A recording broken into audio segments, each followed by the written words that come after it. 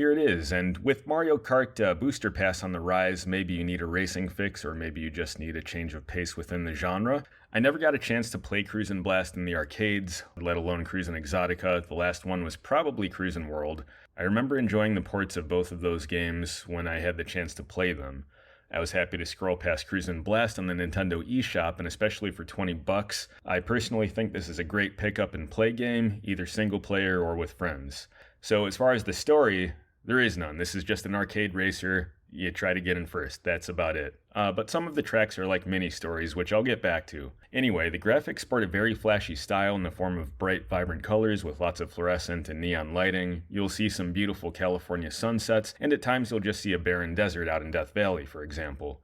It's a lot of eye candy on screen all at once. Just don't expect any overly realistic graphics here. You're not going to get that. It's more of a cartoon arcade aesthetic. So all of the licensed car models and secret vehicles, such as a Triceratops, a hammerhead shark, a tank, a school bus, a hovercraft, and there's also a unicorn are all in there. They all look well enough for the game's relatively cartoonish appearance. So not to say that it has like a cel-shaded cartoon look, but with games such as Asphalt 9 on the same system, by the way, it's a free download, sporting a much more realistic appearance, it's hard not to see this as a bit more on the cartoonish side in Cruis'n Blast. All that aside, it's fun and it works throughout the game's varied courses. So also, this game started as an arcade game, so it's only natural that they went for more of the bright, shiny, distracting lights to get your hard-earned tokens. So the arcade port aside, it looks great here on the Switch given that type of aesthetic. As far as the soundtrack sports a very upbeat dance sort of vibe for the most part, save for one track that, if anything, reminded me of an old Megadeth kind of Symphony of Destruction vibe. So all of it does a well enough job for the tracks you're on given the limited selection of music, and if you have one you're particularly fond of or you don't like the one that's playing, you can change the music at will with the tap of a button. The cars sound great, although not much different from each other if at all. Given the pick-up and play nature of the game, that's not really a complaint. There's some limited voiceover in the game, namely an announcer welcoming you to a track in the arcade game, or to announce what place you came in, or a simple ready, set, go. If you choose to play the classic arcade tracks with no track variation, the voiceover sounds a bit muffled and compressed when it's welcoming you to a track, which I honestly kind of liked as it gives it a little nostalgic flair as if you're in an arcade. And if you grew up with the NES like me and you're still a Nintendo fan today, you know how well Nintendo plays into the nostalgia factor for all of us. Seriously, how many of you guys got excited to buy Majora's Mask again, or myself waiting for a Twilight Princess HD on the Switch, which I'll gladly pay money for again? Getting back on the topic of sound within the tracks, you may have different variations of creatures on them, or things happening like yetis, dinosaurs, stormy conditions, and fireworks. The roars and sounds of these effects all sound a bit old-fashioned, but they're usually overpowered by the sound of the car engines anyway.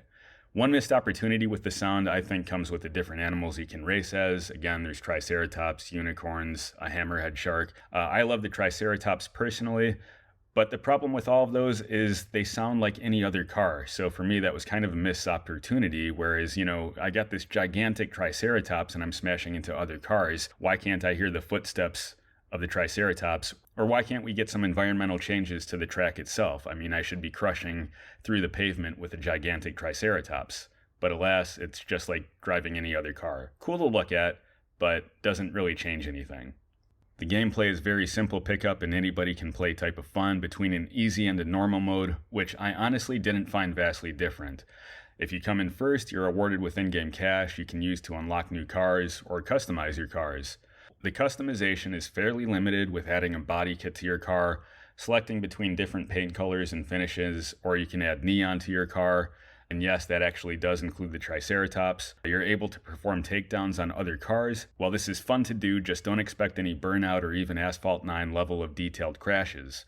You'll pretty much just see the tires fall off and the rest of the car go flying, which is cool. It's still satisfying. And there's a few tricks you can do too, like performing wheelies, hopping your car up on one side, or doing 360s at will.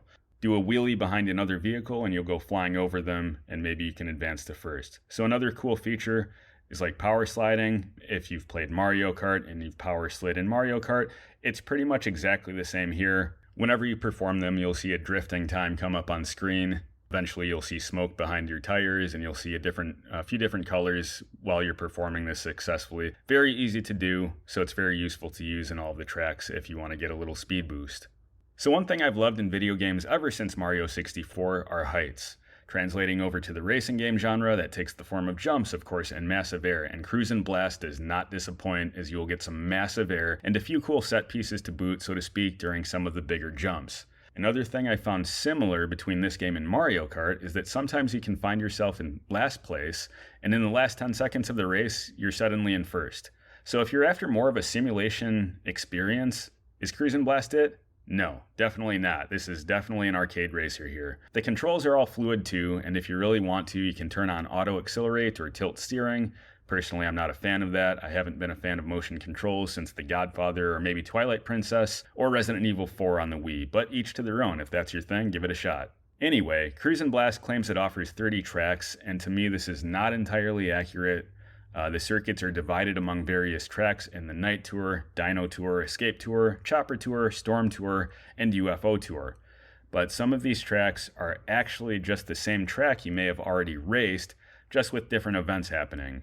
So for example, dinosaurs might get replaced by a giant yeti or a couple of them, or instead of helicopters chasing you and firing at the track, you'll get UFOs firing at the track. For me though, this provides enough variety that if I'm not in a thinking mood, for example, I can easily pick up Cruis'n Blast and have a really good time with it, especially in one of my personal favorite tracks, the Hollywood Heist.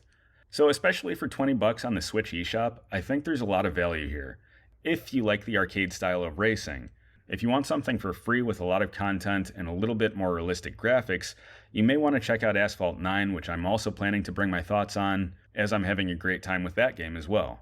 So maybe the news of the Mario Kart 8 Booster Pass has you reeling, or maybe like me, you're really excited about it, or maybe you don't like racing games and don't care. Maybe you just have an arcade-style racing itch. If you haven't tried it, I had a lot of fun with Cruis'n Blast. Personally, I'm looking forward to some pick-up and play sessions with friends down the road with this game. Down the road. Personal verdict, I think Cruis'n Blast is a lot of fun if you're into arcade racers. So hey, thanks for watching. If you like this video, do all the fun YouTube stuff. Again, subscribe, like, share, and I will see you in the next video.